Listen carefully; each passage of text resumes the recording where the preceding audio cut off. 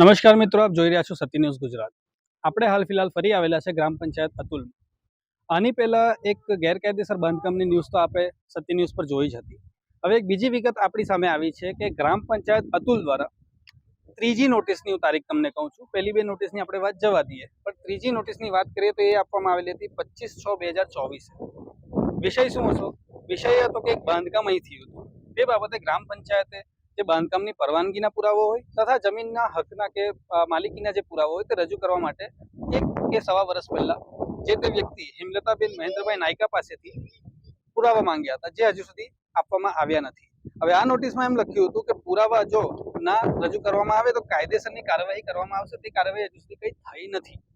માટે આપણે અહીં આવ્યા છે તમને બતાવવા માટે કે આ જગ્યા કે જ્યાં આગળ ગેરકાયદેસરનું બાંધકામ થયેલું પ્રતીત થઈ રહ્યું છે. હજી આપણી સાથે કોઈ પુરાવા છે નહીં, પરંતુ 1 વર્ષથી જે પ્રમાણ માંગવામાં આવે છે તે રજૂ નથી થયું. તો એની પાછળ કંઈક તો શંકા ઉપજે જ ને આપણને.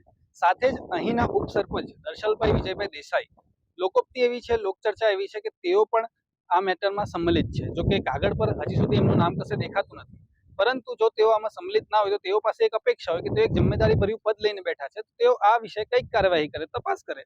જો આ યોગ્ય કાયદેસરની જગ્યા હોય તો જે તે વ્યક્તિને જ્યાં નોટિસ આપવામાં આવેલી છે તે રદ કરવામાં આવે, અથવા તો જે તપાસ થયા બાદ જો આ ગેરકાયદેસર સાબિત થાય તો આ ગેરકાયદેસરનું બાંધકામ ખસેડવામાં આવે અને સરકારને કે જે તે વ્યક્તિ જેની પણ આ જગ્યા હોય તેને એ સુપુર્દ કરવામાં આવે.